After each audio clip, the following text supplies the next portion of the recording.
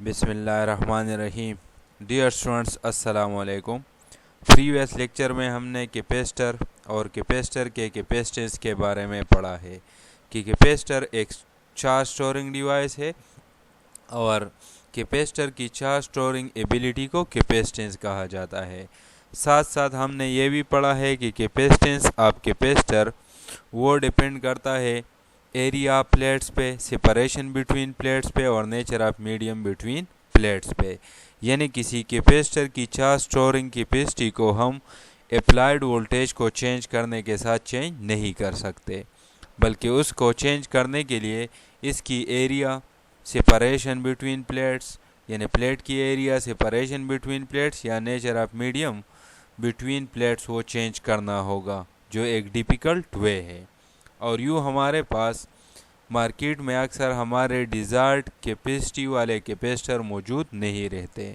इसीलिए given capacitors या available capacitor से अपने डिज़ायर्ड कैपेसिटेंस का कैपेसिटर हासिल करने के लिए कैपेसिटर्स को हम अरेंज करते हैं टू वेज पे, और उस अरेंजमेंट को नाम दिया जाता है कम्बिनेशन ऑफ कैपेसिटर्स का या कैपेसिटर्स नेटवर्क का।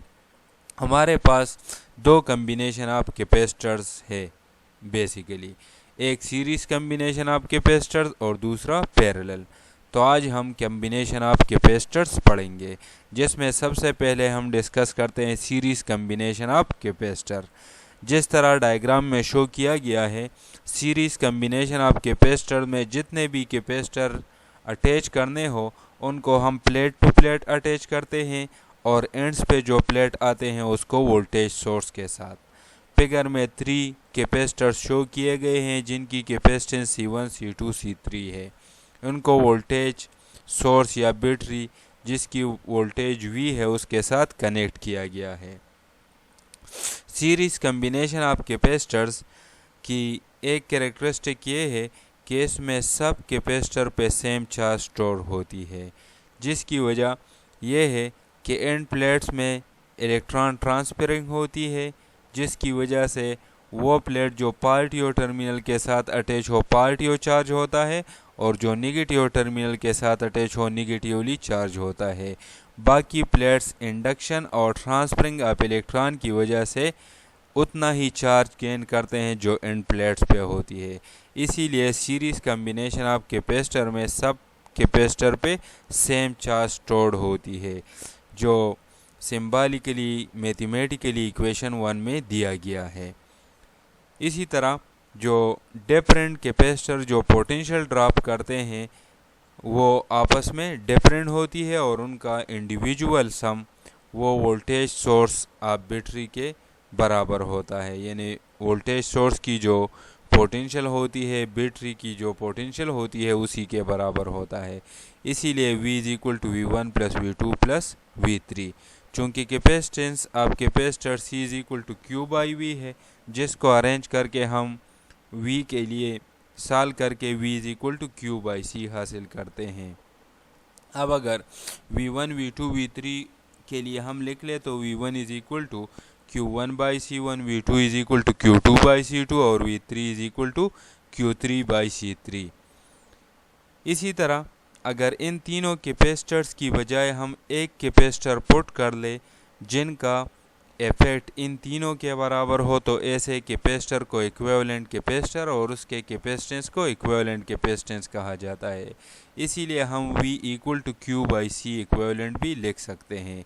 ये सब्स्टिट्यूशन जब इक्वेशन 2 में कर लेते हैं तो इक्वेशन 3 हासिल होता है। अब चूँकि हर एक कैपेसिटर पे चार्ज सेम स्टोर्ड होता है, इसलिए Q1, Q2, Q3 को Q पे रिप्लेस कर लेते हैं, तो इक्वेशन 3 बनता है Q by C equivalent is equal to Q by C1 plus Q by C2 plus Q by C3। Equation के राइट हैंड साइड से Q कॉमन लेने पे हासिल होता है कि Q by C equivalent is equal to Q into 1 over C1 plus 1 over C2 plus 1 over C3। दोनों side पे Q एक दूसरे के साथ कैंसिल होगा, तो 1 over C equivalent is equal to 1 over C1 plus 1 over C2 plus 1 over C3 हासिल होता है। अगर ये 3 कैपेसिटर्स के लिए है, अगर 2 के लिए हो तो राइट हैंड साइड पे सिर्फ 1/C1 प्लस 1/C2 आएगा। अगर इन कैपेसिटर्स के लिए हो तो 1/C equivalent is equal to 1/C1 plus 1/C2 plus 1/C3 up to 1/Cn। इस इक्वेशन से ये पता चलता है कि सीरीज कम्बिनेशन ऑफ कैपेसिटर्स में इक्विवेलेंट कैपेसिटेंस की वैल्यू किसी भी इंडिविजुअल कैपेसिटेंस इन कम्बिनेशन से कम होगी। तो सीरीज कम्बिनेशन ऑफ कैपेसिटर्स की कैरेक्टरिस्टिक समरी में, सीरीज कम्बिनेशन ऑफ कैपेसिटर में सब कैपेसिटर को प्लेट टू प्लेट अटैच किया जाता है और एंड प्लेट्स वोल्टेज सोर्स के साथ अटैच किए जाते हैं। सीरीज कम्बिनेशन में जितने कैपेसिटर्स भी अरेंज हो, इररिस्पेक्टिव ऑफ देयर कैपेसिटेंस, सब पे सेम चार्ज स्टोर्ड होती है। अगर कैपेसिटर की कैपेसिटेंस डिफरेंट हो तो उसकी पोटेंशियल ड्रॉप डिफरेंट होते हैं और सब पोटेंशियल ड्रॉप का sum equal to the voltage source of battery होता है।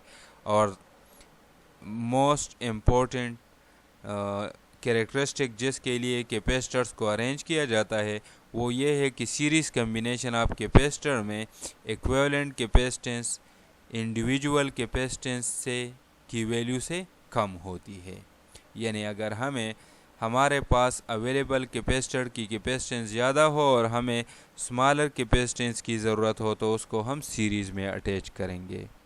दूसरा कम्बिनेशन है parallel combination of capacitors. Parallel combination of capacitor में सब capacitor plate directly voltage source के साथ कनेक्ट किए जाते हैं, जिस तरह फिगर में शो किया गया है। चूँकि सब प्लेट्स डायरेक्टली वोल्टेज सोर्स के साथ अटैच किए जाते हैं, इसीलिए सब कैपेसिटर की वोल्टेज या पोटेंशियल ड्रॉप सेम होगी। ताहम जब कैपेसिटेंस डिफरेंट हो तो उन पर डिफरेंट चार्ज स्टोर होंगे। इसीलिए पैरेलल कम्बिनेशन में हम लिख सकते हैं कि V1 will be equal to V2 equal to V3 is equal to V, which is the voltage of source. चूँकि सब कैपेसिटर पे डिफरेंट चार्ज स्टोर होता है, लेकिन उनका जो अलजेब्रिक सम होता है चार्ज स्टोर्ड का, वो equal to the total charge stored on the combination होगा। इसीलिए हम लिख सकते हैं कि Q equal to Q1 plus Q2 plus Q3। चूँकि कैपेसिटर इक्वेशन के मुताबिक हमारे पास है Q is equal to CV या C is equal to Q by V, तो हम लिख सकते हैं कि Q1 will be equal to C1V1, Q2 is equal to C2V2, Q3 equal to C3V3। अगर इन तीनों को एक कैपेसिटेंस या कैपेसिटर पे रिप्लेस किया जाए तो उस कैपेसिटर को नाम दिया जाता है इक्विवेलेंट कैपेसिटर का, और उसकी कैपेसिटेंस कहलाती है equivalent capacitance. So Q is equal to CE into V। ये सब्सटीट्यूशन जब इक्वेशन 2 में हम कर लेते हैं तो हासिल होता है CEV equal to C1V1 plus C2V2 plus C3V3। चूँकि पोटेंशियल ड्रॉप सब कैपेसिटर का सेम है और इक्वल टू वोल्टेज सोर्स है, इसीलिए V1 V2 V3 को V पे रिप्लेस करते हैं। राइट हैंड साइड से V कॉमन लेने पे C equivalent into V equal to V into C1 plus C2 plus C3 हासिल होता है। इक्वेशन के दोनों साइड्स पे जब V के साथ कैंसिल होता है तो C equivalent equal to C1 plus C2 plus C3 हासिल होता है।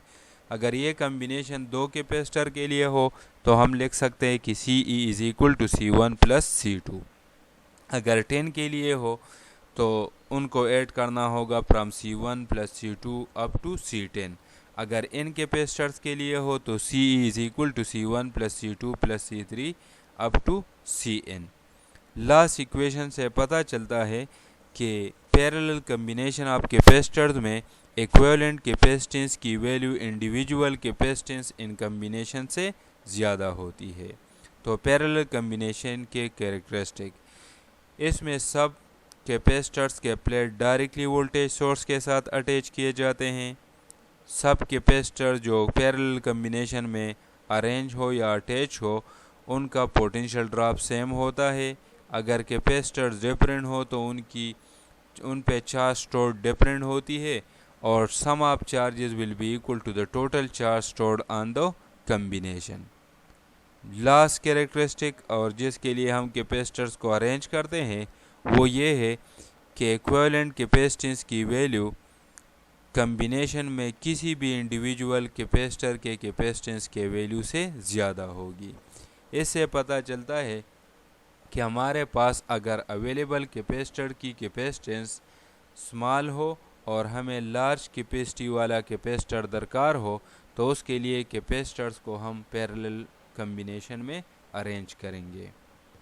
डियर स्टूडेंट्स, आज का लेक्चर कम्बिनेशन ऑफ कैपेसिटर्स के बारे में था, जिसमें हमने सीरीज़ कम्बिनेशन और पैरेलल कम्बिनेशन की बात की। इसके साथ ये चैप्टर ख़त्म होता है। आप इस चैप्टर को स्टडी कर लें और इस टॉपिक को पार्टिकुलरली स्टडी कर लें। इस पे सॉल्व एग्जाम्पल और असाइनमेंट है टेक्स्ट बुक में, उनको सॉल्व कर ले, उन पे प्रैक्टिस कर ले। Thank you.